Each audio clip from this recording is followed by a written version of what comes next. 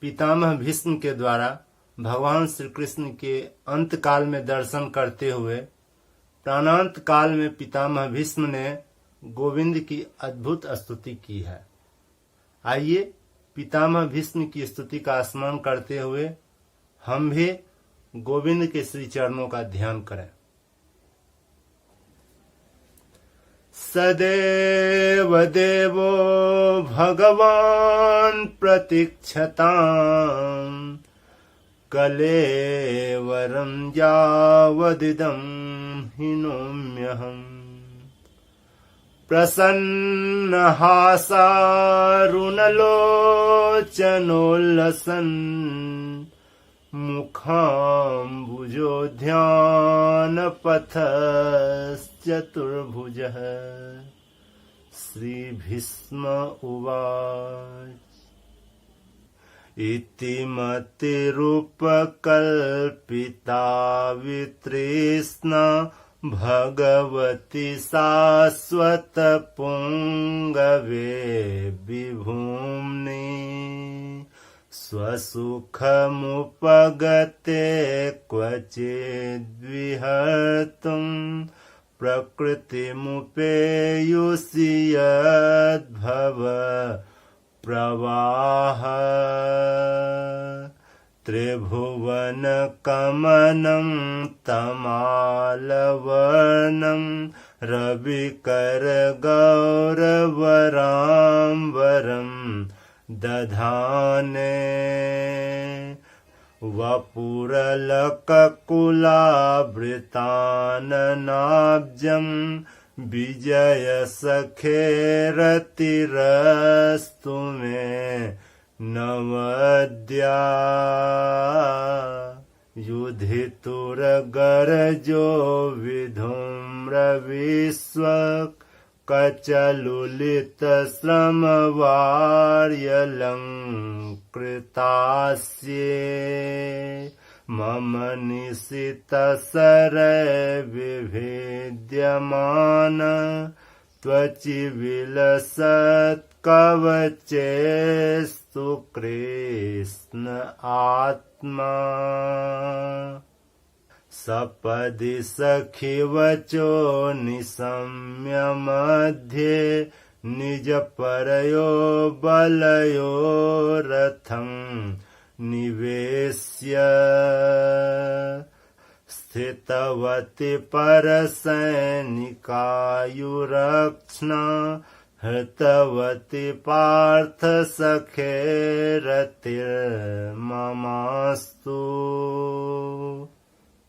व्यवहितप्रीतनामुखं निरीक्ष्य स्वजनवधाद्विमुखस्य दोषबुद्ध्या कुमतिमहरदात्मविद्ययायश्चरणरतिः परमस्य तस्य मेस्तु। स्वनिगममपहाय मत्प्रतिज्ञा मृतमधिकर्तुमवप्लुतो रथस्थः। धृतरथचरणोऽभ्ययाच्चलद्गुर्हरिरिव हन्तुमिभं गतोत्तरीयः। सितविशिखहतो विशीर्णदंसः क्षतजपरिप्लुत आततायिनो मे। प्रसभमभिससारमद्वधार्थं सभवतु मे भगवान् गतिर्मुकुन्दः। विजयरथकुटुम्ब आततोत्रे धृतहयरस्मिन्नितच्छ्रिये क्षणीये। भगवतिरतिरस्तु मे मुमूर्षो यमिः निरीक्ष्य हता गता स्वरूपम्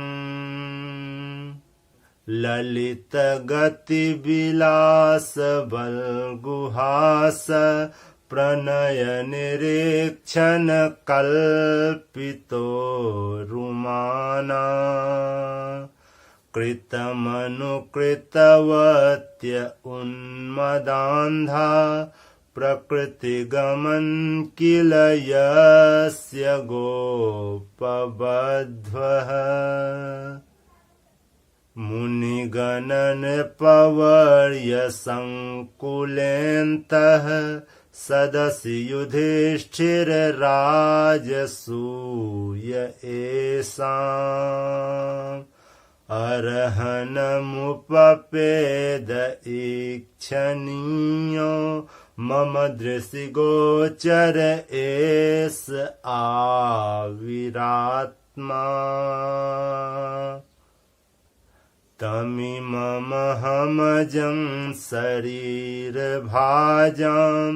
हृदहृदयधिष्ठितमात्मकल्पितानां प्रतिदृशमिव नैकधार्कमेकं समधिगतोऽस्मि विधूतभेदमोहः समधिगतोऽस्मि विधूतभेदमोहः समधिगतोऽस्मि विधूतभेदमोहः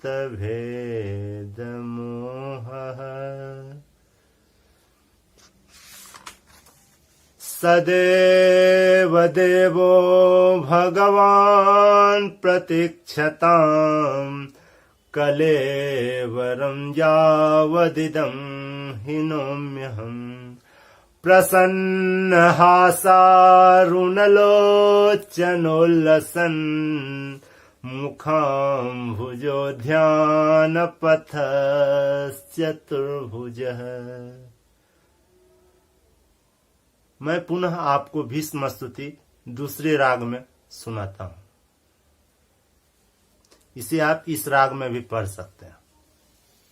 इति मति रूप कल्पिता वितृष्णा भगवती शाश्वत पुंगवे विभूम्नि स्वसुखमुपगते क्वचिद् विहर्तुं प्रकृतिमुपेयुषि यद्भव प्रवाह त्रिभुवनकमनं तमालवर्णं रविकर गौरवराम्बरं दधाने वपुरलककुलावृताननाब्जं विजय सखे रतिरस्तु मे नवद्या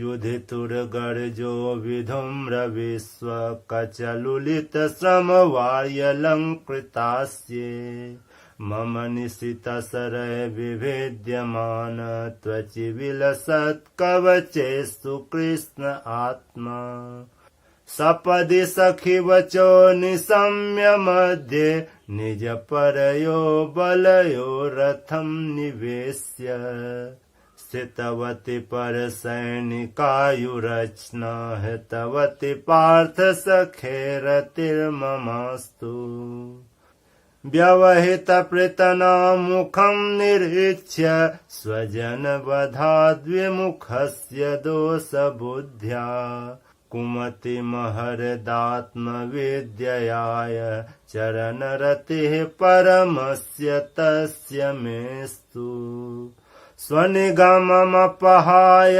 मत्प्रतिज्ञा मृतमधिकर्तुं वप्लुतो रथस्थः धृतरथचरणोऽभ्ययाचलद्गुर् हरिरिव हन्तुमिभं गतोत्तरीयः सितविशिखहतो विशीर्णदंसः क्षतज परिप्लुत आतता इनो मे प्रसभमभिससारमद्वधार्थं स भवतु मे भगवान् गतिर्मुकुन्दः विजयरथ कुटुम्ब आततोत्रे धृतहयरश्मिने तच्छ्रिये क्षणीये भगवती रतिरस्तु मे मुमूर्षो यमिः निरीक्ष्य हता गता स्वरूपम् ललित गति विलास बल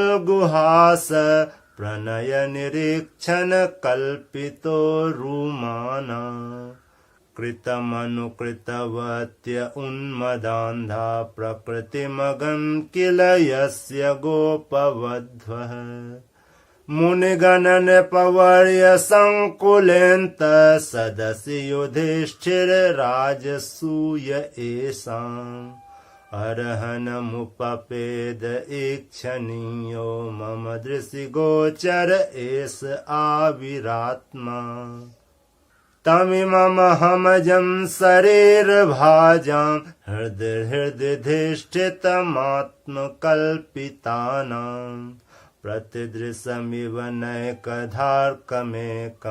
समधिगतोऽस्मि विधूतभेदमोहः समधिगतोऽस्मि विधूतभेदमोहः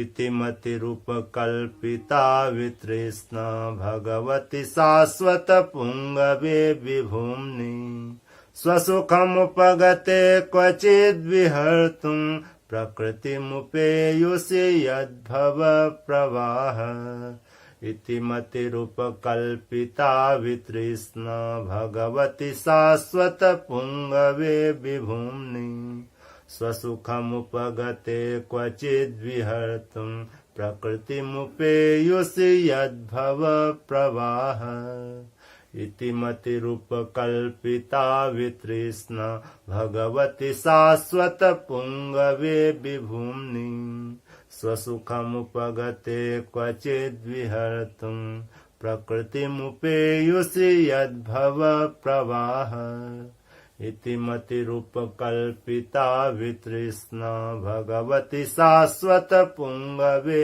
विभूम्नि स्वसुखमुपगते क्वचिद्विहर्तुं प्रकृतिमुपेयुषि यद्भवप्रवाह त्रिभुवनकमनं तमालवर्णं रविकरगौरवराम्बरं दधाने वपुरलककुलावृताननाब्जं विजयसखे रतिरस्तु मे नवद्या त्रिभुवनकमनं तमालवर्णं रविकरगौरवराम्बरं दधाने वपुरलककुलावृताननाब्जं विजयसखे रतिरस्तु मे नवद्या त्रिभुवनकमनं तमालवर्णं रविकरगौरवराम्बरं दधाने वपुरलककुलावृताननाब्जं विजयसखे रतिरस्तु मे नवद्या। इस तरह जो है आप फास्ट में भी पढ़ सकते हैं या फिर इस राग में भी पढ़ सकते हैं। इति मतिरूपकल्पिता वितृष्णा भगवति शाश्वतपुङ्गवे विभूम्नि स्वसुखमुपगते क्वचिद्विहर्तुं प्रकृतिमुपेयुषि यद्भवप्रवाह